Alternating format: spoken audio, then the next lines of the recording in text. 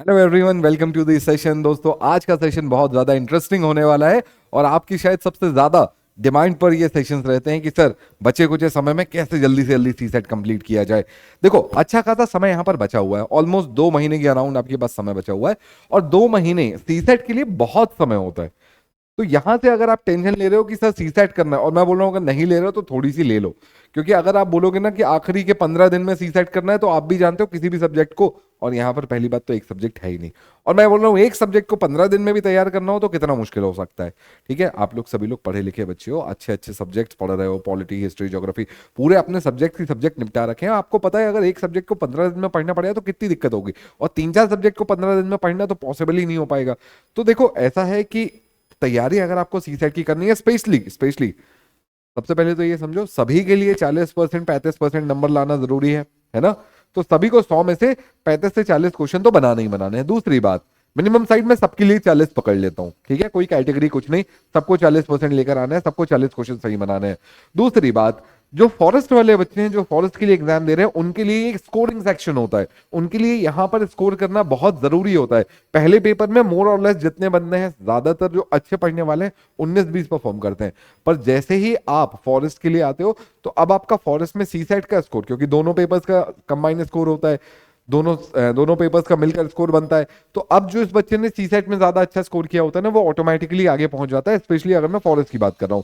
तो यहां पर सबसे इंपॉर्टेंट बात यह है कि जो बच्चे फॉरेस्ट के लिए पेपर दे रहे हैं उनको तो बहुत ध्यान से इस पूरी स्ट्रैटेजी को सुनना समझना है, और जो बच्चे अपने 30-40% मार्क्स लाने के लिए ध्यान दे रहे हैं वो भी ध्यान से सुने, क्योंकि यहां से वो 40% 50% नंबर लाना बहुत आसान है, पर अगर यहां से काम करना शुरू करते हो तो आखिरी 15 दिन में करोगे तो आपको ही पता बहुत मुश्किलें आएंगी। तो चलो शुरू करते हैं। सबसे पहले बात करते हैं कि सी सेट को 2 महीने में क्या क्रैक किया जा सकता है, इज इट पॉसिबल? तो it's a big yes, very big yes, it is possible. और हाँ, ये संभव है, ये हो सकता है। कैसे हो सकता है? देखो, सबसे पहले सी सेट के सिलेबस को समझो। सी सेट आपका सिलेबस है, सिलेबस सॉरी सी सेट के सिलेबस सब्जेक्ट में या सी सेट के पेपर में सिलेबस क्या है। सिलेबस पर अगर आप ध्यान से देखोगे तो आपको बहुत सारी चीजें लिखी देखने मिलेगी, और यहां पर बहुत सारा कंफ्यूजन भी होता है कि सर ये क्या है, ये क्या है। तो मैं एक एक चीज आपको डिकोड कर देता हूं। ये है आपका पूरा सी सेट का syllabus. Comprehension, now what is comprehension? English और हिंदी दोनों को ही कॉम्प्रीहेंशन, अपठित और पठित गद्यांश, इंग्लिश में बोले तो कॉम्प्रीहेंशन, ये पूछा जाता है आपसे। अगर आप देखेंगे तो आपको पता चलेगा इंग्लिश में 2 से 3 कॉम्प्रीहेंशन और हिंदी में भी 2 से 3 कॉम्प्रीहेंशन आपसे आराम से पूछे जाते हैं, और एक कॉम्प्रीहेंशन में 4 से 5 क्वेश्चन होते हैं। तो मैं बोल सकता हूं कि लगभग लगभग इंग्लिश के अगर मैं 3 कॉम्प्रीहेंशन पकड़ लूं, 5 क्वेश्चन पकड़ लूं, तो 15 क्वेश्चन इंग्लिश के और 15 क्वेश्चन हिंदी के, दोनों के 30 क्वेश्चन मिलाकर मैं फिर भी बोलूंगा 30 तो नहीं पर 20 जाते हैं। तो हिंदी और इंग्लिश, ठीक है, ये दोनों मिलाकर मोटा मोटा मोटा मोटा 20 से 25 क्वेश्चन आपका यहां पर बना देते हैं।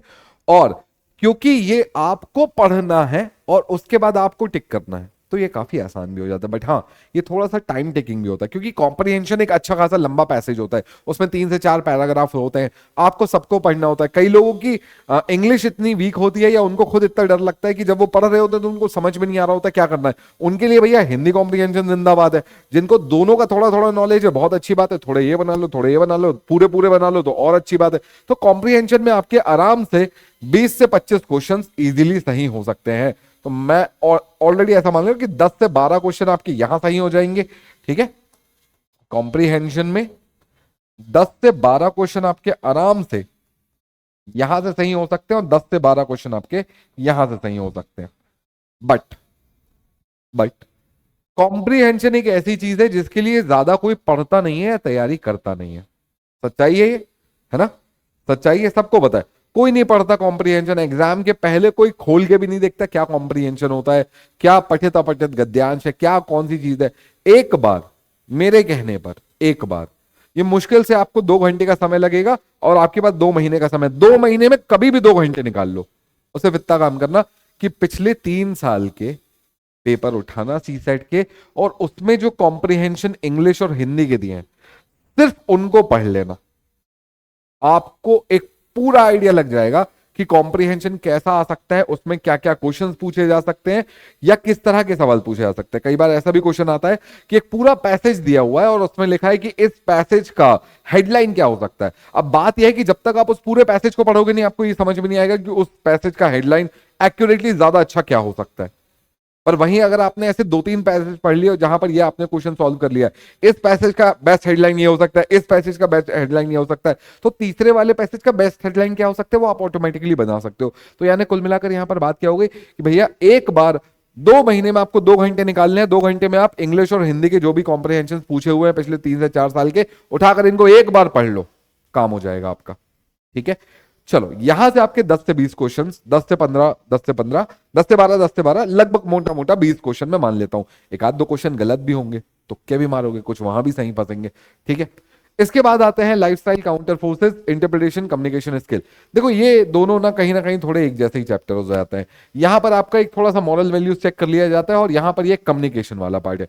देखो कम्युनिकेशन वाला जो पार्ट है इसमें आपको थोड़ा सा पढ़ना पड़ता है, कौन सेंडर है, कौन रिसीवर है, क्या नॉइस होती है, क्या उसमें और कौन कौन से टाइप के मैसेजेस होते हैं, कितने प्रकार के कम्युनिकेशंस होते हैं, तो ये थोड़ा सा आपको पढ़ना पड़ेगा। पर ये एक बार की चीज है, एक बार की चीज है, आपको समझ में आ जाएगी और बहुत इजी है। कम्युनिकेशन बहुत आसान चीज है। यहां से अगर मैं बात करूं तो हाँ, पिछले 2-3 सालों में कम्युनिकेशन का पार्ट सिग्निफिकेंटली बढ़ता हुआ दिखाई दिया है। मैं बोल सकता हूं कि पहले जहां 10 क्वेश्चन आते थे, अब यहां 15 और 20 क्वेश्चन भी आ रहे हैं। तो मोटा मोटा मैं ऐसा मान लेता हूं कि कम्युनिकेशन से आपके 15 क्वेश्चन है।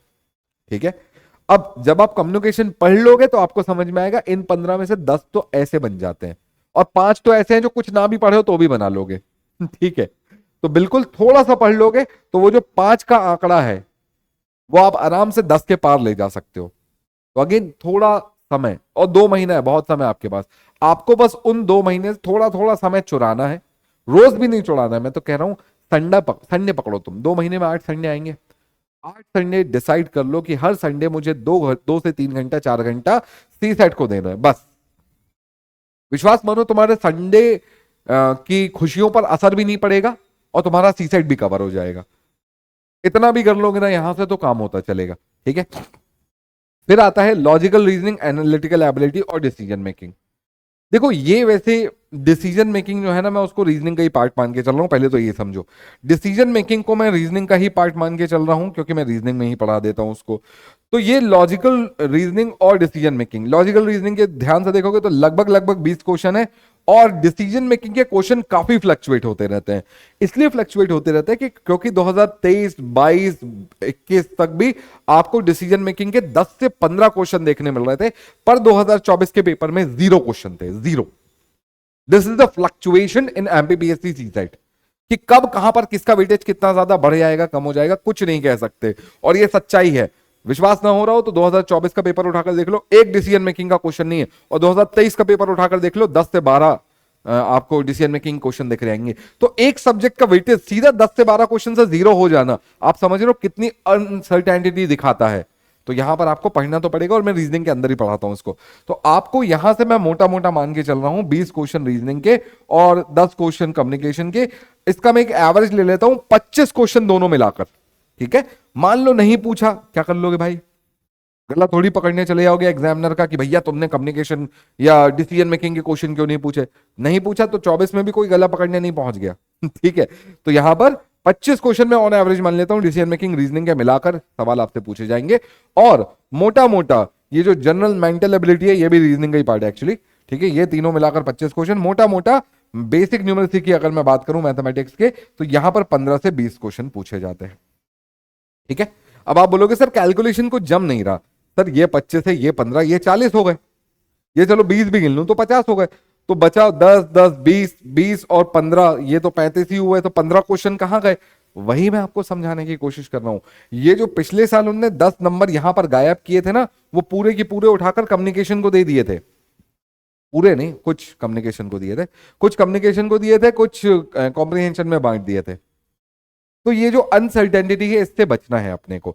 अब इसका सबसे बढ़िया तरीका क्या होगा, तो जो मेरे सब्जेक्ट्स हैं मैं उन पर बता दे रहा हूं। ठीक है, फॉर एग्जांपल मैथ्स, रीजनिंग और जो डिसीजन मेकिंग, ये वाला जो पार्ट है मैं इसका बता दे रहा हूं। हिंदी, इंग्लिश, कॉम्प्रिहेंशन ये आपको पढ़ना पड़ेगा। एक बार थोड़ा सा समय निकालोगे हो जाएगा। मैं मान के चल रहा हूं इतने सभी लोग पढ़े लिखे हो, पीएससी का पेपर दे रहे हो यार, हिंदी इंग्लिश पढ़ते आता होगा, कि मोटा मोटा इन दोनों को मिलाकर आप 15 क्वेश्चन सही कर लोगे, इससे नीचे नहीं कर सकते हो। तो 15 क्वेश्चन हो गए आपके सही कॉम्प्रीहेंशन से, इंग्लिश हिंदी दोनों मिलाकर। रीजनिंग में 25 क्वेश्चन आते हैं, 25 में से ना करते हुए भी तुम 15 क्वेश्चन यहां पर सही बना लोगे। मैथमेटिक्स में 15 से 20 क्वेश्चन आते हैं, मरी से मरी हालत में, गिरी से गिरी हालत में 5 क्वेश्चन तो यहां भी सही बना लोगे। कितने हो गए?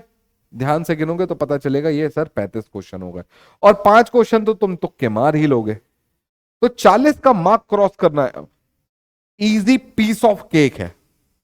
Piece of cake, piece of cake समझते हो ना, ऐसा आराम से जो कट जाता है ना, ये वो वाली बात है कि आप गिरी से गिरी हालत में कुछ ना भी पढ़कर जाओ तो भी आराम से मार्क क्रॉस कर लोगे 40 का। बट थोड़ा सा पढ़कर जाओगे, ये अगर बिना पढ़े लिखे वालों के हाल है, तो जो पढ़े लिखे हैं उनके हाल क्या होंगे मैं बताऊं? दोनों मिलाकर, कॉम्प्रीहेंशन कॉम्प्रीहेंशन मिलाकर 20 क्वेश्चन सही बना लोगे आप। थोड़ा सा पढ़कर जाओगे तो मैं बता रहा हूं, थोड़ी सी आपने कम्युनिकेशन पढ़ ली, 15 में से आराम से 10 क्वेश्चन सही बना लोगे आप। थोड़ी सी मैथ, थोड़ी सी रीजनिंग पढ़कर चले गए, रीजनिंग 25 में से मैं गारंटी ले रहा हूं 20 क्वेश्चन, और मैथ में मैं गारंटी ले रहा हूं 10 क्वेश्चन। हिंदी इंग्लिश कम्युनिकेशन वो सब आपने देख लिया, आराम से 40 और 60। ये वो बच्चा है जिस पर मैंने ज्यादा जोर भी नहीं दिया है, फॉरेस्ट वाले तो ये है भी नहीं, ये मैं नॉर्मल बच्चे की बात कर रहा हूं जो फॉरेस्ट नहीं भर रहा। जो फॉरेस्ट भर रहा है भैया, उसके लिए तो सब इंपॉर्टेंट है, रगड़ डालो पूरा का पूरा, 100 में से 100 सही होने चाहिए। फॉरेस्ट वाले बच्चों की तो ये वाली हालत होनी चाहिए, ठीक है। तो ये हो गया आपका पढ़ा लिखा बच्चा। तो जो नहीं पढ़ के जाएगा वो इस हाल पे रहेगा, जो पढ़ कर जाएगा वो इस हाल पर रहेगा। और फिर बच्चे 40 क्वेश्चन छोड़ थोड़ी दोगे, माइनस मार्किंग तो है नहीं, तुक्के तो मारोगे, आराम से पहुंचोगे तुम 70 नंबर 65 नंबर के पार, 70-75 क्वेश्चन के आसपास पहुंच जाओगे तुम। तो थोड़ा अगर संडे टू संडे भी दे दोगे, और जिस हिसाब से मैंने बताया, कॉम्प्रीहेंशन पढ़ लो, मैथ्स और रीजनिंग थोड़ा सा पढ़ लो, थोड़ा सा आपको कम्युनिकेशन पढ़ना है, आराम से 40 का मार्क इजी क्रॉस हो जाएगा सबके लिए, irrespective of your category and anything, ठीक है। बट अब जो बच्चे फॉरेस्ट के लिए जा रहे हैं उनके लिए यहां पर कोई रियायत नहीं दी जाएगी। आपको पूरा मैथ्स पढ़ना है, पूरा रीजनिंग पढ़ना है, कॉम्प्रिहेंशन आपको अच्छे से पढ़ने पड़ेंगे, कम्युनिकेशन आपको अच्छे से पढ़ना पड़ेगा, क्योंकि आपके लिए स्कोरिंग सेक्शन है, आपके लिए क्वालिफाइंग नहीं है कि 40 नंबर ले आओ निकल जाओगे। हाँ, 100 में से 90, 99, 95 ये वाले क्वेश्चन, 90 भी नहीं, 95 और 99 ये वाले क्वेश्चन जिनके सही होंगे ना, वो फिर देखो अपने ओवरऑल स्कोर में किस तरीके से आगे बढ़ते हैं, एकदम इजी आपसे आगे बढ़ा जाएगा, ठीक है। तो उम्मीद करता हूं बात समझ में आ गई होगी, और सीसेट का जो मन में डर था वो कहीं ना कहीं थोड़ा सा निकला होगा। 2 महीने है, बहुत समय होता है, मैंने आराम से आपको बता दिया कि आराम से आप 2 महीने में कैसे 35 जहां पर अभी आप खड़े हो सकते हो वहां से 60 कैसे पहुंचना है, ठीक है। तो चलो आज के सेशन के लिए इतना ही। अभी भी अगर आपके कोई डाउट्स बचे हैं तो नीचे कमेंट बॉक्स में मुझे बता दीजिएगा। अगर आप टॉपिक वाइज जानना चाहते हैं कि किन सब्जेक्ट्स में कौन कौन से टॉपिक्स पूछे जाते हैं तो मुझे बताइए कमेंट में, मैं एक और वीडियो बना दूंगा जहां पर मैं आपको किन सब्जेक्ट्स में, फॉर एग्जांपल कम्युनिकेशन हो गया, रीजनिंग हो गया, मैथमेटिक्स हो गया, हिंदी इंग्लिश हो गया, कॉम्प्रिहेंशन में क्या क्या टॉपिक्स आते हैं, तो मैं इन सारे सब्जेक्ट्स को टॉपिक वाइज भी बाइफरगेट कर दूंगा। अगर जरूरत हो तो बता देना, मैं एक वीडियो आपके लिए वो भी बना दूंगा। तो आज के सेशन के लिए इतना ही, कल फिर मिलूंगा आगे आने वाले समय में। तब तक keep studying, stay safe, thank you, take care, जय हिंद दोस्तों।